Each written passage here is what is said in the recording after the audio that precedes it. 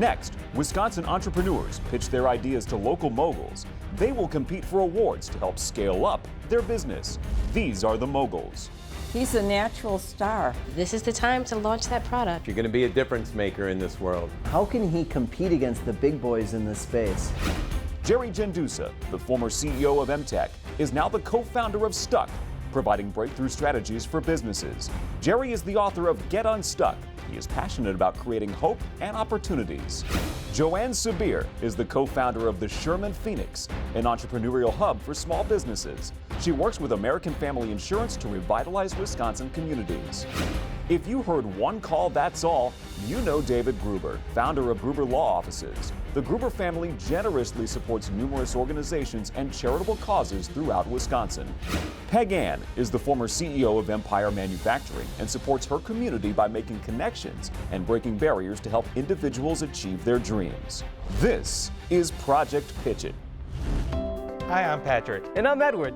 And today we're going to be telling you about a revolutionary innovation in agriculture. We are the founders of Valor Aquaponics, an indoor farm, and our motto is local, organic, sustainable. Now the key to this farm is our approach. We're essentially growing fish and plants together at the same time in the same system, and they benefit each other. To help with conservation efforts in Wisconsin, we've chose to raise rainbow trout and yellow perch. This all started for me 2 years ago at the doctor. During my consultation, my doctor diagnosed me as a pre-diabetic and recommended that I begin focusing on healthy, organic alternatives. The unique thing about the vegetables that we're growing is that they are packed full of nutrients. Currently, Valor Aquaponics is one of 2 USDA organically certified aquaponics farms in the state of Wisconsin, and the only one that grows microgreens. Now this isn't just some big fish story. It's more like a Cinderella story, except no beautiful woman, just 2 ugly stepbrothers. Thank you for having us here today. If you have any questions, we'd love to answer them. The first question is, what is the actual product that you have and who are you selling it to? Well, we actually sell, our main 2 products are basil and microgreens. And we're currently selling at Good Harvest Market in Milwaukee. We're also working on some other grocery stores. What is a microgreen? Microgreens are essentially the beginnings of a fruit or vegetable. Typically, your main ones are broccoli, sunflower seeds, radishes, and we just take the little sprout that grows.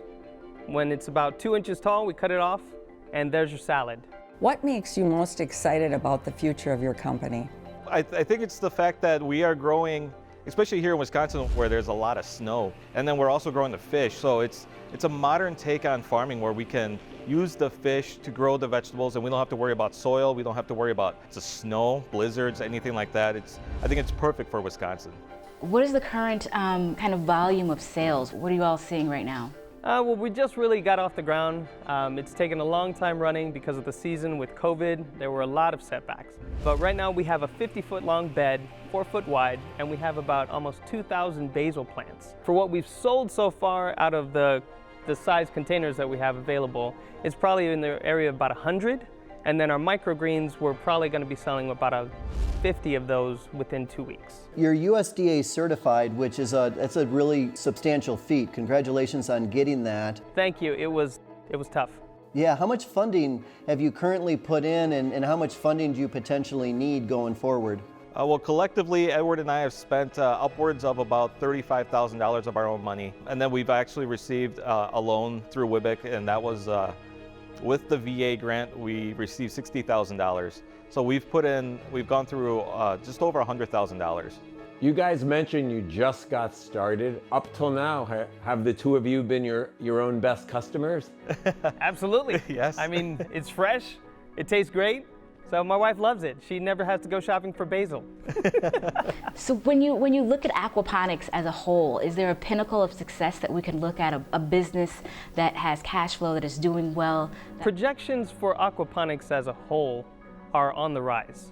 I mean, you have a type of farming that can be done indoors with a controlled climate, controlled environment. You know, we control everything from humidity, temperature, water temperature, pH, water chemistry, the amount of fish that are in the system, the amount of plants that are in the system. I mean, it's complete control of a small ecosystem in a way. Whereas with traditional farming, you're subject to the elements. You're subject to pests. You're subject to changes in the environment. You know, whereas with the approach that we're doing, and it's growing as a movement across the world. So there are new discoveries being made every year. Thank you so much for the pitch. Thank you for having us. Thank you. Thank you. Amazing product. And it's a product that's USDA certified, financing from WIBIC, another $60,000 in financing. They're working part-time on it. And do you think it's a viable product? 100%, and it's been around for a while. And I did a consultation with a company 10 years ago in Boulder that was growing marijuana the same way, and it was very successful. So I do think this is the way to go. We've had a couple of aquaponics companies here in the state that have not succeeded. So what makes this endeavor, one that might stand out? A little bit more unique and different. Exactly, would be my question, because it's always, as an entrepreneur, you want to differentiate yourself from what's happening in the market to ensure success. I would like to thank everyone on the Project Pitch It team. It was an amazing experience for us. It was really cool to have customers call us and say, hey, oh my God, that's so cool. I discovered your brand because I saw you on Project Pitch It, and we have a huge customer base here in Wisconsin. Very surprised when we started to get more and more orders from especially New Zealand and Australia. So we have a growing customer base globally. Project Pitch It was an important milestone for us. Coming up, this entrepreneur is changing the way you get your coffee. Later, a fashion company bringing a classic look to the community.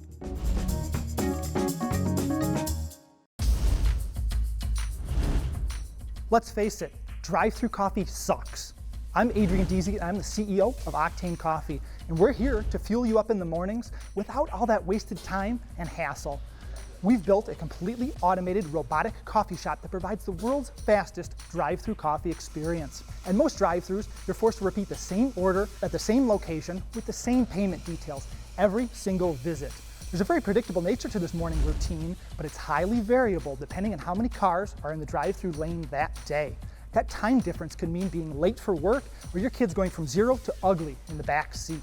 At Octane Coffee, we've completely reimagined the drive-through coffee experience using a unique combination of mobile-only ordering and hardware automation.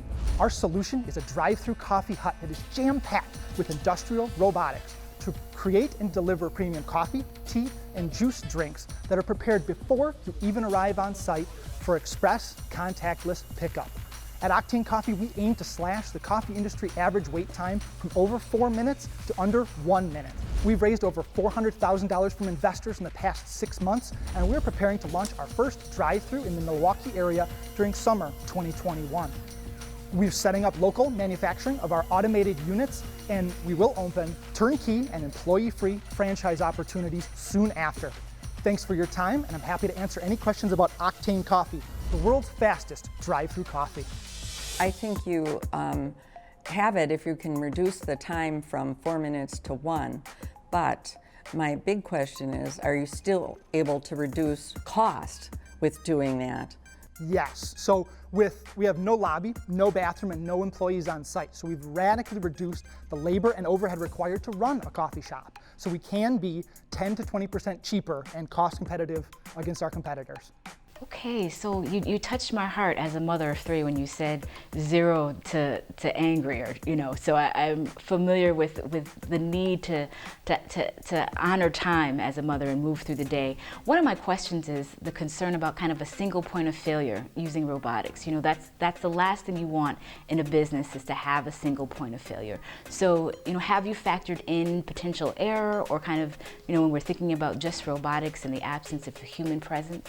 Yes, so I guess our background, myself and our co-founding team, we work in industrial manufacturing type applications and doing custom automation and custom machines. So we know how to make machines that can run for 24/7, 365 in some of the worst industrial situations possible. So moving into this project, we have built in a lot of redundancies and backups to each of the systems. And so within our automated order tracking and inventory tracking, we can diagnose and bypass certain issues that are going on and remain active. So alerts, texts and stuff are sent to our operators as soon as any of the systems goes down, but it does have an estimated, oh, you've got 600 cups still in inventory, you can run for another 4 to 6 hours before production is impacted. So from our background, we have built in a lot of redundancies into the system that it can run even if things do come up.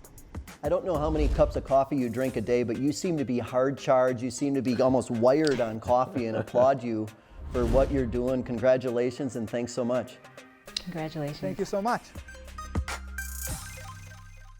And Peggy, my concern is you have, and it's not a big concern, but it's a concern, you have a $450,000 investment to be a franchise owner. When are you going to get your return on investment when you're really only selling coffee? You have to sell a lot of volume, and you from a manufacturing environment know all about the difference in selling volume versus margin.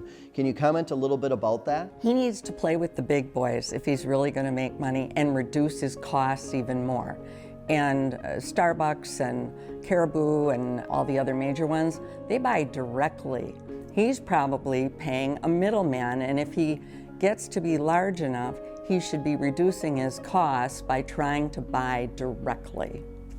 Coming up, this entrepreneur is celebrating historical culture with a classic twist.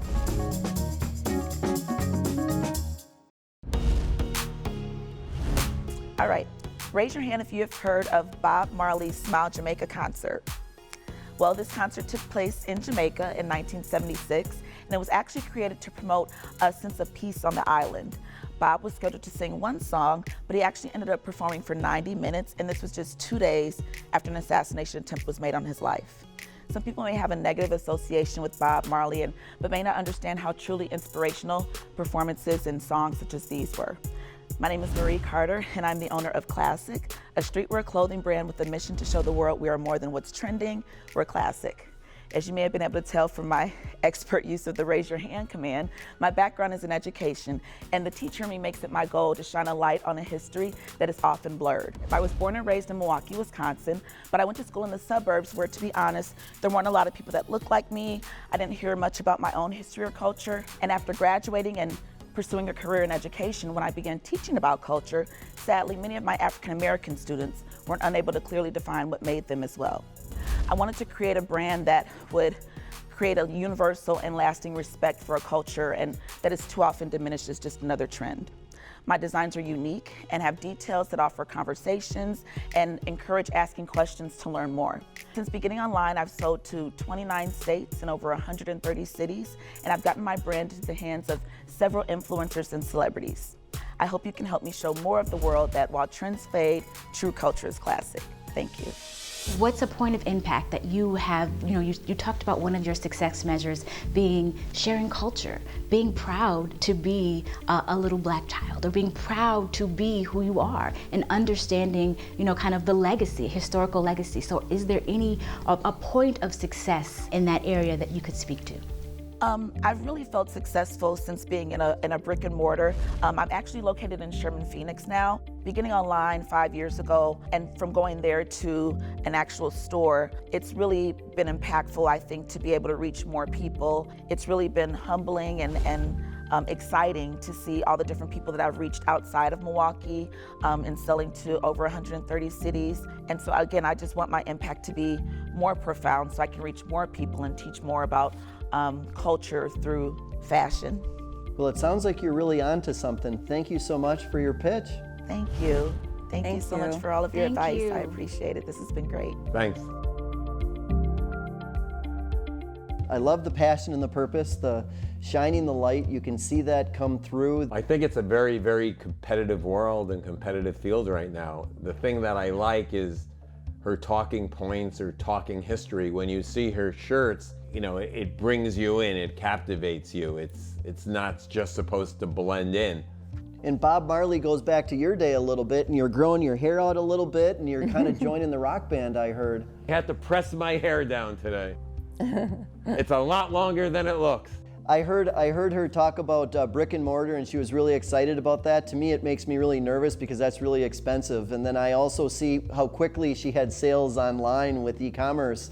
I think we're at a critical juncture of both and, because there are folks that again want a heart connection, and there are folks that want ease of access. So when you go into a space that has energy that you're either wanting to kind of curate in your own life, then that ultimately will bolster sales, but really connecting us to that legacy and community around what is great and what inspires purpose.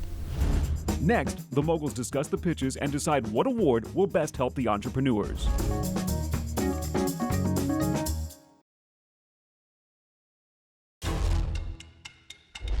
Now the moguls decide which award will best help the entrepreneurs. The Project Pitch It $10,000 cash award will help an entrepreneur soar to the next level. The Jendusa Award is presented by the Lubar Entrepreneurship Center at UW-Milwaukee. It includes access to the center's powerful resources for entrepreneurs, including mentorship, programs, workshops, networking opportunities, and state-of-the-art collaboration space, plus $5,000. New this year, the American Family Insurance Award will include pairing an entrepreneur with an American family leader to support their advancement in all aspects of business, including marketing, IT, HR, and finance. We've got 3 wonderful companies and we have 3 awards that are valued at $10,000. I'd like to start with Aquaphonics, but what are the thoughts regarding where they're at, what stage they're at, and what type of help they really need? I believe there's only an expansion for that type of company. That's the way we're going to be going in the future with a lot of different things. Well, I think the idea is out there. Just about everyone I know wants to eat less meat, eat healthier, eat fresher, eat more vegetables. Where they go from here is a challenge because, as we discussed, it has not been successful before in Wisconsin. So they are pretty much at a starting point. So I think they need as much help as we could give them. The Classic Shop. We have Marie, and she's online. She's already in 29 states, 131 cities. She's got this passion, shining the light, creating awareness to topics. So to me, the merchandise is just kind of the byproduct of this message that she wants to get out there. And there's so many opportunities. Joanne, I know you've done a lot of work in the Sherman Phoenix building. You're even one of the ones of the founders of that. Can you comment a little bit about where she should go with this business? I think the support to kind of bring to scale what she's already accomplished.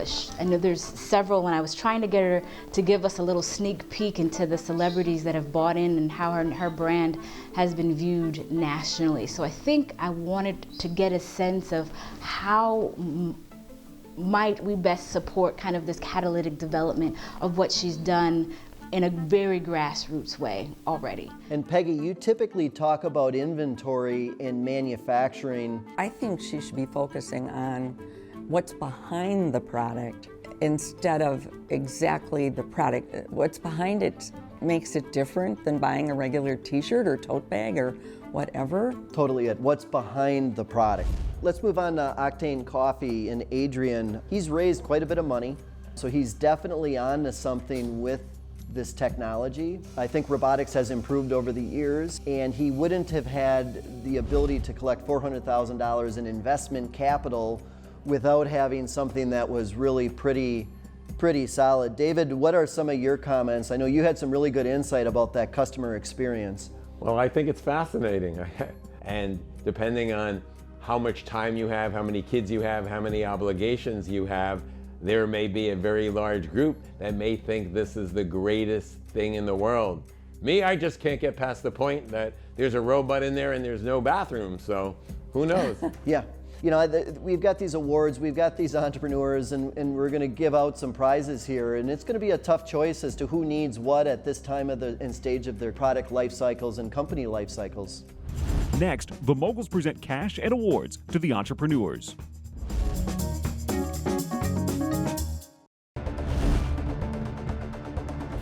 Now, the moguls present cash and awards to help the entrepreneurs scale up their Wisconsin businesses. The Jendusa Lubar Entrepreneurship Center Award. This award consists of $5,000 in cash. It consists of programming, consulting, contacts at the Lubar Center for Entrepreneurship. And this award is going to Adrian and Octane Coffee. Yeah! And I feel this award is going to help you, not necessarily from the cash. You've done a good job. Obviously, everybody can use cash, and cash is king. But most importantly, what are the next steps? How do you go to market? How do you launch this product? And Brian Thompson and the UWM Center for Entrepreneurship is really, really good and could be very supportive of you.